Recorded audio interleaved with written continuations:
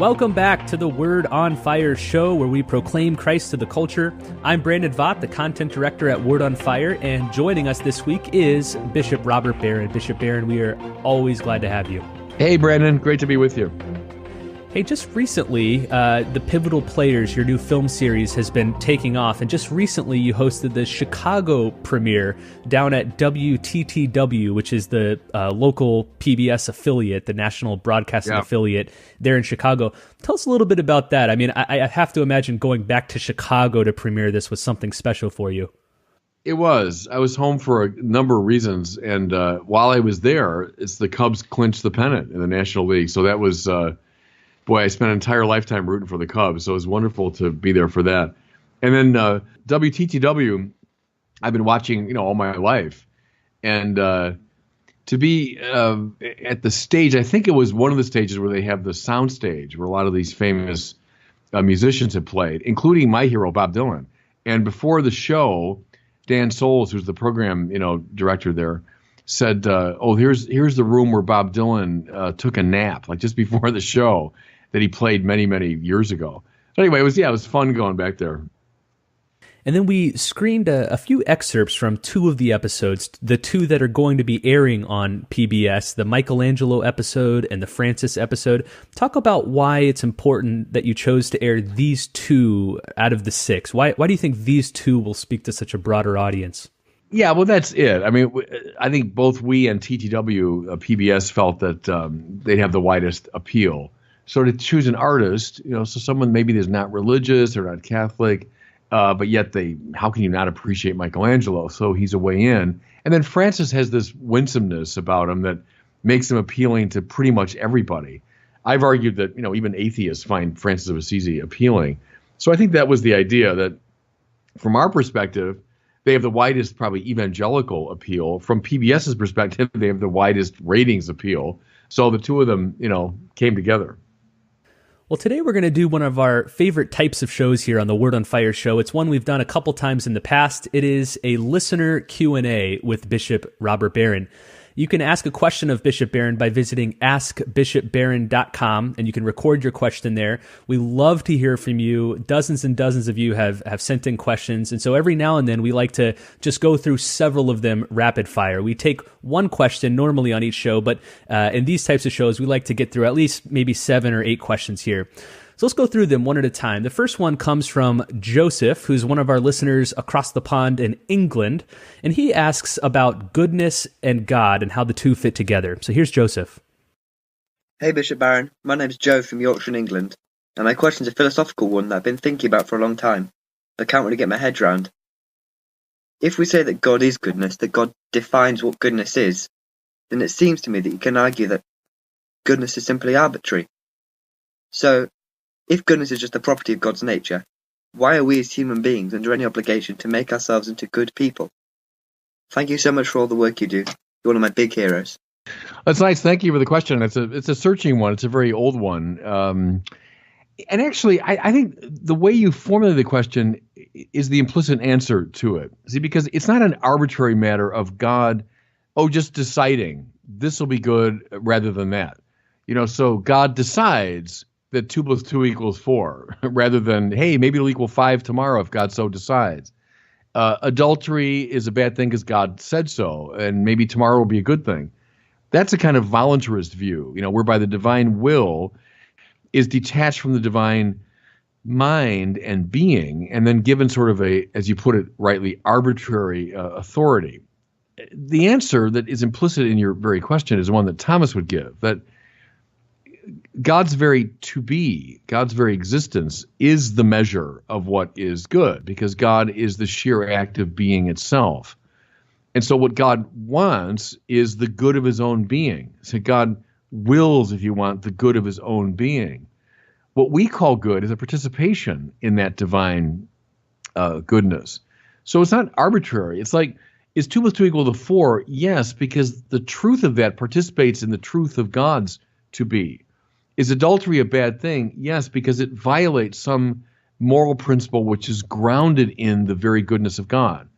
So I think that's the way around the sort of arbitrary problem, is to say that it's in the very to be of God that both truth and goodness are grounded. I find that many atheists try to use this argument against God, often called the Euthyphro dilemma. And it's important to emphasize not only that these moral commands are not arbitrary, but that there also is not some moral system existing outside of God that God sort of just falls back upon, because then that would be something not created by God or something independent of God. So it's important to emphasize that these moral qualities emanate from God's very nature. Yeah, God himself is the ground and criterion of goodness. So the Euthyphro, most of Philosophy 101 students will read one of Plato's best-known dialogues, the Euthyphro. Are things good because the gods love them, or the gods love them because they're good? And the solution is to bring those two together, in some ways to collapse them. That God's to be is the measure of goodness and truth. Next up, we have a question from Stephen, who is a young man from California, and he's looking for some dating advice from the bishop. So first we'll hear the question, and then we'll get Bishop's response. Hello, Bishop. My name is Stephen, and I'm a millennial from California, now actually living abroad. Last year, my girlfriend and I broke up, and in that relationship, we really made a lot of mistakes. I'm not ready to start dating again, but when I do, I want to do it the Catholic way. Bishop, can you please tell me, what is the Catholic way? Yeah, good. We go from a very abstract question to a very concrete question. That's good. I'd say several things. I mean, one is that sex belongs within the context of marriage. I mean, so I hope people know that is the basic Catholic teaching. So dating should not involve sexual intimacy. I mean, that's one thing. That's reserved for marriage. That one should always, always, always show nothing but respect for the dignity of the person that you're dating. This is not someone to be used for your, pleasure, your purposes. I think most fundamentally that as you date someone, keep in mind the Fulton Sheen principle, right? The three to get married. It's you, it's your spouse, and it's God.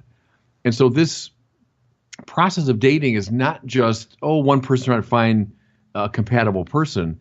It's part of God's providence. That God is trying to bring together the people he wants brought together for his purposes. So falling in love is also a following of the divine providence. So I would go at it. I know this maybe sounds a little bit pious. I don't mean it that way, but that you go at the dating process prayerfully. That's to say, aware of God's presence to it. And in all things, love and respect, reserving sexual intimacy to marriage. I mean, I think those are the major features of dating as a Catholic. But, and not just to be puritanical about it, but to say, this is an exciting moment in my life, is that I'm in a very lively way, ingredient right now in God's providence. As I'm looking for a spouse, realize that God is right with you, leading you and helping you in that process. Well, we jump from the abstract to the concrete and back to the abstract again. And this question from Karen, she's from Wisconsin, and she's wondering what the difference is between the theological virtue of hope and merely wishful thinking. So here's Karen's question. Bishop Barron, my name is Karen from Wisconsin. I would like you to differentiate between the kind of hope that is just wishful thinking and the kind of hope referred to in ideas such as faith, hope, and charity, or in Lumen Gentium where it states, Mary cooperated by her obedience, faith, hope, and burning charity. Thank you. Yeah, good. Thank you for that. That's a searching question too. And you're right. That's a key distinction. Wishful thinking is simply the projection of my subjective desires. So I want something to be true. And I project it so enthusiastically that I pretend that it is true. Wish-fulfilling fantasy. Now, as you know, a lot of the atheists, both old and new, accuse religious people of doing that all the time. And that's what religion amounts to, is a wish-fulfilling fantasy. Well, wish fulfillment is a bad thing. Wish-fulfilling fantasies are not helpful. They represent simply a externalization of subjective desire. Hope is altogether different, because hope is born of a very profound relationship to God. to someone very much outside of my own little subjectivity. See, to live in faith is to break out of that little narrow confines of my own life, my own ego, my own plans. To live in hope now is to see the proper goal and end of my life in relation to God, not my own desires. So in that way, your question is a good one, because it's like the opposite of hope would be wishful thinking. See what I'm driving at? The opposite of wish-fulfilling fantasy is real hope. Because hope says, look, I don't see this end clearly. I don't. It's not something under my control. But I've so ordered my life to God that I'm willing to place my desires and my projects within His providence. I think that's what hope means. And so it's the opposite. It's the opposite of wish-fulfilling fantasy. You've mentioned in past episodes, we often hear this charge of wish fulfillment from atheists steeped in the tradition of Freud and Feuerbach. Yeah. And whenever I hear that, I can't help but think, if I was going to create a religion that just made me feel good or that fulfilled all my wishes, Christianity wouldn't be exactly it. No, that's right. I mean, who would ever dream up the cross? A crucified 30-year-old man in the agonies of death, shouting, my God, why have you forsaken me?" does not strike me as a wish-fulfilling fantasy. So I think that's a good point. See, we can present Christianity in such a unconvincing way that it seems like that to people. It seems like, they're just pie in the sky when you die. But authentic Christianity, that's a different game. Next up, we have a question from Matt, who is from Dana Point, California, and he's trying to evangelize some vegan friends who are having one hang-up with Christianity, and in particular the Old Testament. Here's Matt's question. Hi, Brandon and Bishop Barron. This is Matt from Dana Point, California, and thanks for taking my question. I have some vegan friends, really love animals, and I've been evangelizing to them, but they really can't seem to get past the animal sacrifices that God called for in the Old Testament. I was wondering what advice you have for me there. Thanks a lot. Good. Well, we got some lively questions today, don't we? A couple things. First of all, the theology of sacrifice, I think it'd be important to recognize. What's happening in a sacrifice, but taking a portion of God's good creation, returning it symbolically to God as a sign of gratitude or a reparation or whatever. So the logic of sacrifice is actually rather straightforward. And, religious people transculturally, transhistorically have practiced sacrifice. But take the next step, animal sacrifice, which involves the suffering, the bloody death of the animal. They say the psychology of someone who is coming to the Jerusalem temple to sacrifice would be what's happening to that animal by right should be happening to me. It was a symbolic expression of the sorrow and anguish caused by sin. Or press it even further, it's a symbol of the pain required in this realignment of the sinful self. And the animal sacrifice expressed that symbolically. Now, here's the second, though, major observation. We don't perform animal sacrifice anymore in the Catholic Church. We don't bring animals into church and cut their throats and all that. Now, why? Because we see that all of the meaning of sacrifice was gathered together, summed up, recapitulated, to use the biblical term, in the sacrifice of Jesus. So on that terrible cross, all that sacrifice meant, all these dimensions, were drawn together and reached their fulfillment so that the perfect sacrifice was done. And so one way I say, tell your vegan friends that they don't have to worry about it anymore. I mean, nobody in the Catholic Church is calling for animal sacrifice. But then, just have the maybe humility to look back at ancient times and see, well, what did those people mean when they did it? It wasn't cruelty to animals. It wasn't, a disdain for the animal kingdom. It was a symbolic expression of their reparation before God. But then tell your friends, it's been summed up so thoroughly in the cross of Christ that it's not a practice that we engage in anymore. Our next question comes from Dave, who lives in Burbank, and he asks a probing question about the nature of evil. What exactly is evil? Here's Dave's question. Hi, Bishop Barron. This is Dave from Burbank. In your podcast episode, Answering the Atheists, you describe evil as being simply an absence of good.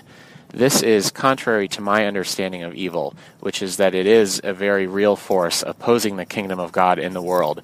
Could you please explain and clarify this concept for me? And thank you so much for all that you do. Yeah, it's a good question. So we're back to one of the really fundamental questions in the tradition. If you want to get a real existential engagement of this, pick up your copy of Augustine's Confessions. Because the young Augustine really wrestled with this. As a Manichae, which he was for 9 years, the Manichaees held the view that good and evil really were opposing principles. And there was something very densely, metaphysically real about evil. And then what the world was sort of the battlefield between these two forces. Well, a turning point for Augustine is when he reads the Platonists, the Neoplatonists, who taught him this principle of the privatio boni. That's the Latin for the privation of the good.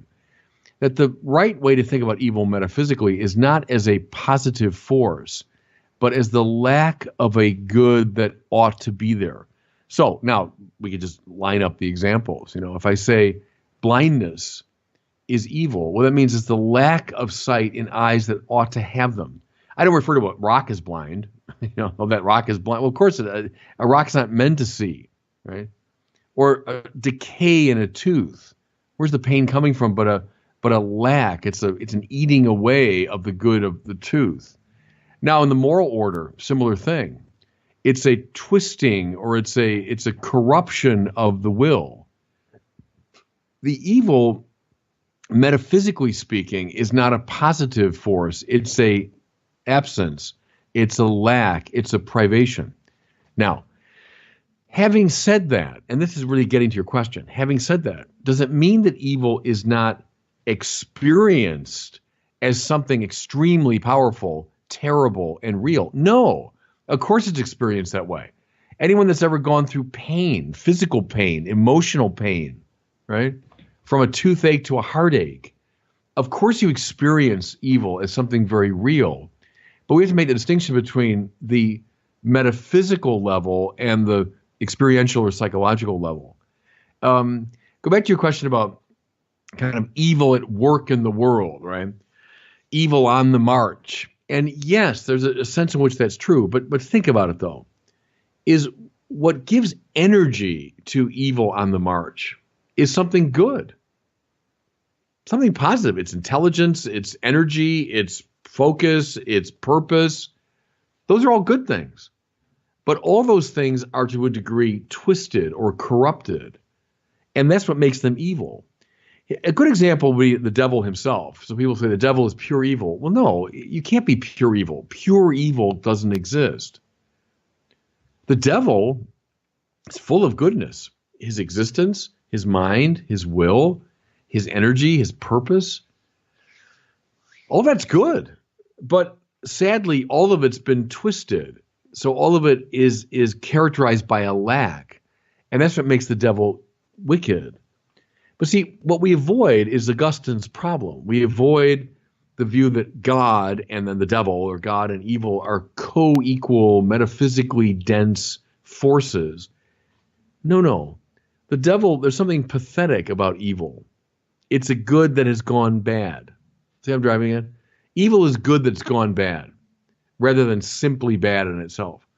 And once we get that, we solve all kinds of problems. Because if you go the route of the Manichaees, that leads to all sorts of dangerous distortions.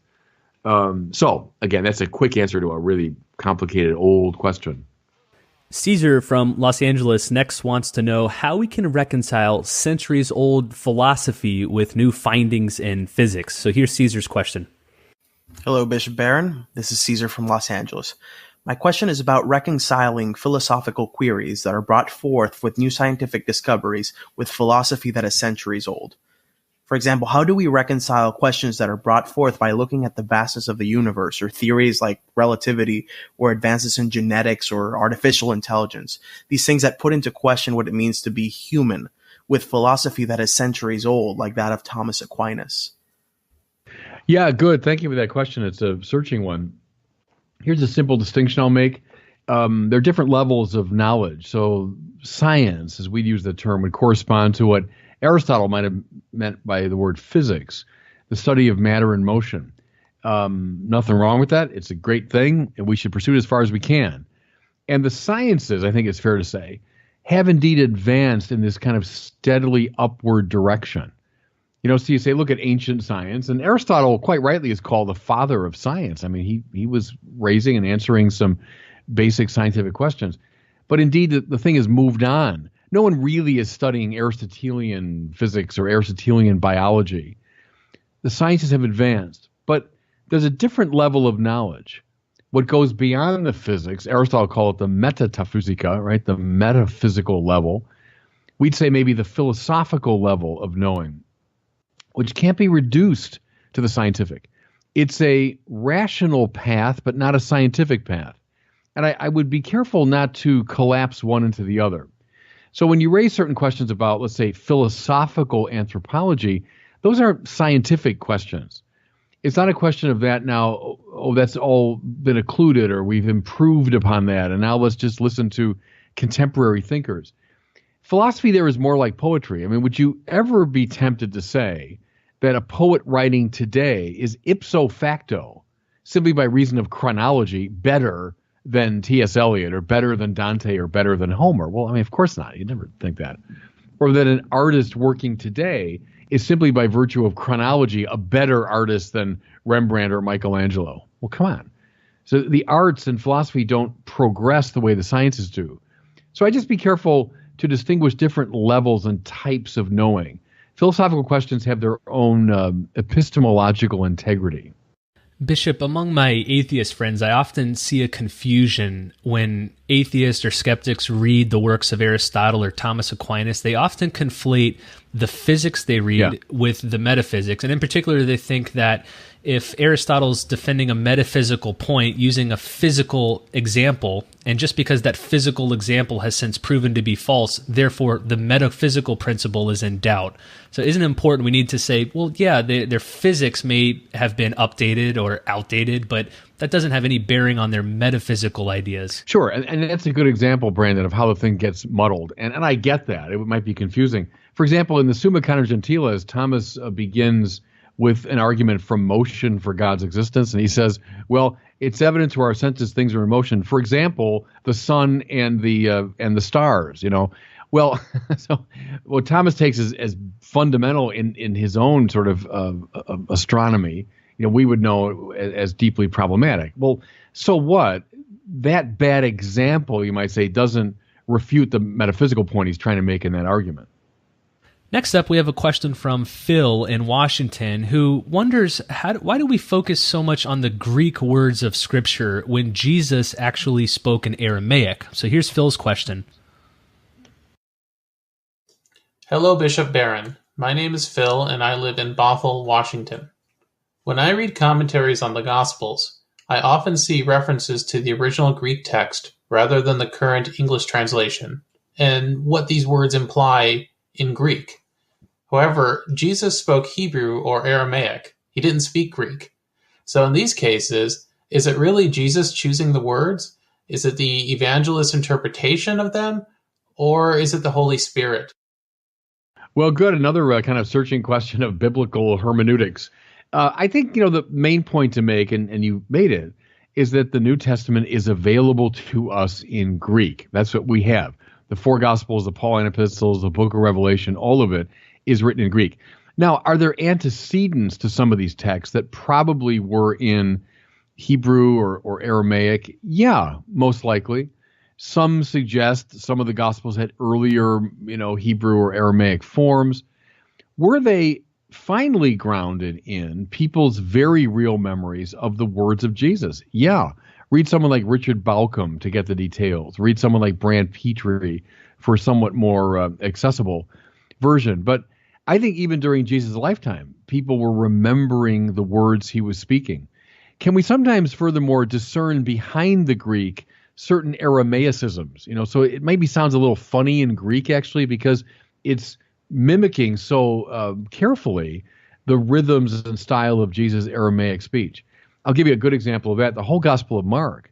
Mark was a genius, from a literary and theological standpoint, but Mark was most likely a native Hebrew or Aramaic speaker who made his way probably with St. Peter to Rome, so probably had Latin to some degree, and then would have picked up Greek because Greek was the most common language of the time.